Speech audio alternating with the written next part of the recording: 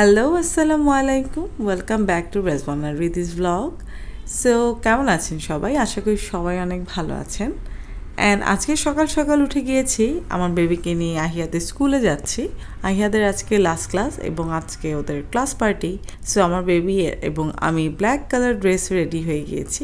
And আমার খুব শখ ছিল আহিয়াদকে ওর ক্লাস পার্টিতে আমি কাবলি পরাবো। অ্যান্ড এটা আমার অনেক দিনের ইচ্ছা ছিল, অ্যান্ড ফাইনালি সেটা পূরণ হতে যাচ্ছে। সো যেতে যেতে একটু ট্রাফিকের মধ্যে পড়ে যাই, অ্যান্ড ফাইনালি আমরা অলমোস্ট 10:45 দিকে পৌঁছে যাই। আর আমার মনে হয় আমি লেট করে আসি, মোটামুটি সব গার্ডিয়ানরাই চলে আসছে, আমারই মনে হয় একটু লেট হয়ে গেল।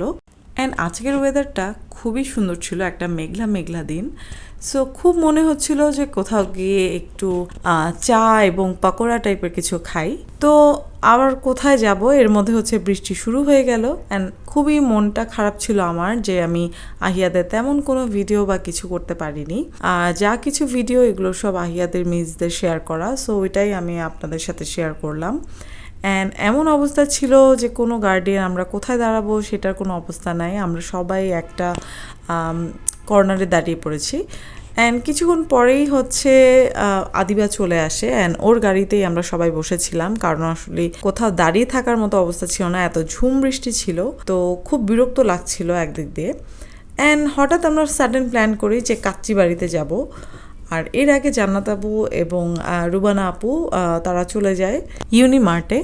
অ্যান্ড আমরা হচ্ছে বৃষ্টিতে আটকা পড়ে আমাদের আর যাওয়া হয় নাই। তো সাডেন আমরা প্ল্যান করি যে না, গরম কিছু খাই, যেহেতু আমরা আগের দিনই মোটামুটি সবাই একটু বলছিলাম যে কালকে যদি বৃষ্টি হয় তাহলে খিচুড়ি টাইপের কিছু একটা খাবো বা তেহারি টাইপের কিছু খাবো।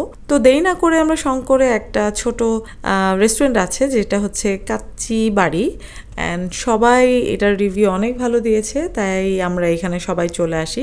যারা শঙ্করে থাকে তারা মোটামুটি সবাই জানে যে কাচ্চি বাড়ির খাবারটা কেমন এবং টেস্ট কেমন। অ্যান্ড অনেস্টলি আমার খুব ভালো লেগেছে।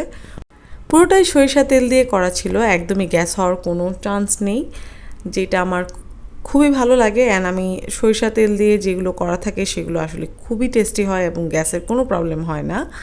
তো এর কিছুক্ষণ পরেই হচ্ছে জান্নাত আপু রুবানা আপু চলে আসে, অ্যান্ড আমরা রেডি হয়ে স্কুলের দিকে যাব, কারণ আমাদের একটু পরেই হচ্ছে বাচ্চাদেরকে সবাইকে বের করবে।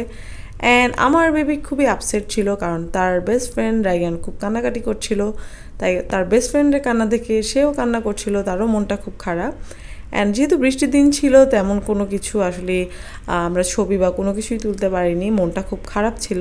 এবং সবাই আমাদের বাচ্চাদের জন্য দোয়া করবেন এবং আমার বেবির জন্য দোয়া করবেন যেন ওরা লাইফে খুব ভালো একজন মানুষ হয়।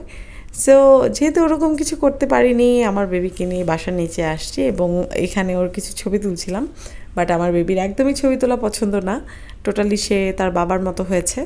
তার সব সময় হচ্ছে বিরক্ত লাগে ছবি তোলার টাইমেই সে এমন ফেস করবে যেন আমি ওকে বলি ওকে বাবার তুলতে হবে না। তাও একটু ফাঁকে তার ছোট ছোট কিছু মুহূর্ত তুলেছি। আজকে এই পর্যন্তই। সবাই আমার ভিডিওকে লাইক এবং সাবস্ক্রাইব করবেন। আল্লাহ হাফেজ।